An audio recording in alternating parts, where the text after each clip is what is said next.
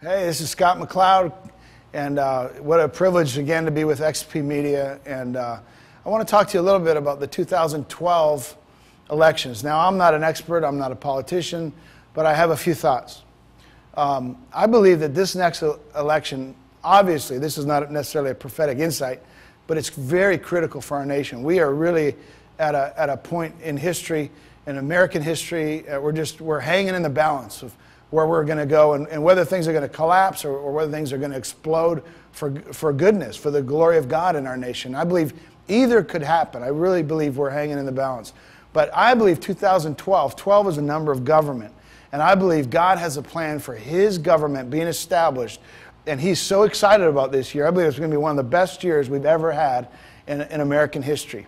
How about that? I believe that God has people lined up to take office, to take a place. I believe there's going to be forces of darkness dethroned. I believe if the people of God would rally, would pray, would get straight with God, God's going to back us up with leadership from on high. Now watch this. We're not talking about just presidential election. Government is important. They defend the people. They keep law and order. This is essential for any democracy, for any nation. But I'm talking about the government of God that is in the earth.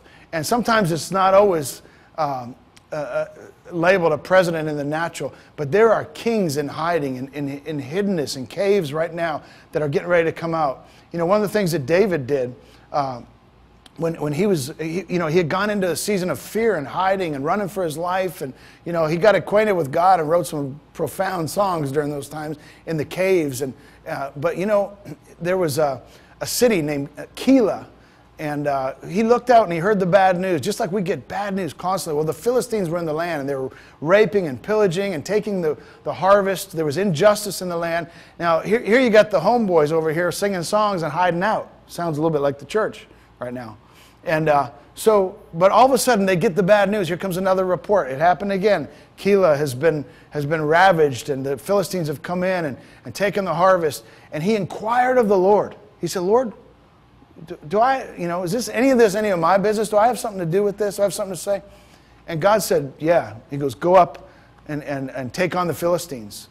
And so after he goes and tells his men, and they're like, are you kidding me? They're like, here in Judah, we're afraid. What would happen if we went out there? And so he goes back to the Lord, inquires again. The Lord says, go ahead, take Keilah. And so he goes forward, and a tremendous victory. They liberate the whole city. They whoop the enemy. They get all the livestock back. They get the plunder of the victory. They liberate an entire city. Well, what was this a picture of? I believe it was a picture. It was the first step of David beginning to act like a king. He saw where there was injustice in the land. He inquired of the Lord. The Lord said, absolutely, that's your battle. Go get him. He did it, and they started to push back the darkness, started to push back the Philistine forces. I believe there is government in hiding right now, all through America. I believe God is beginning to position them. I believe they're beginning to inquire of the Lord in the marketplaces, in business, and entertainment, and the movies. They're inquiring of the Lord. Lord, should I go up against that? Should I take down those giants? And I believe that those who have been acquainted with the Lord in hiddenness, in obscurity, sometimes out of pain and poverty even, God is saying, now you're ready. Now you know me. Now you're listening to my voice. And there's going to be a counter opinion that's going to pop up. Are you kidding? Here in Judah, here in the church, we're afraid. And you know what? I believe that there's people that are going to have such tenacity to follow the voice of the Lord. They're going to squelch that voice, all the negative voices, and say, we will go forth. We're going to establish justice in our land. And I believe there's people entering into politics right now who really don't give a rip of what people say. And that seems crazy in a land that's run by polls and opinions and popularity.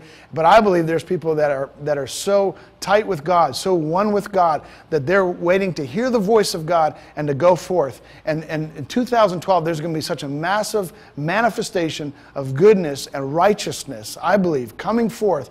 And you know who you are. I believe I'm talking to people right now that you've been in hiding, you've been waiting for the time, and there's a bit of a pressure cooker you're in. You're like, man, I'm getting kind of miserable in this hidden place. I want to get out there and do great exploits because I know my God, and those who know their God will go forth and do great exploits. So I believe that literally this next election in the natural, first in the natural, but also in the spirit, is going to be the greatest explosion of righteous government we've seen in decades in America.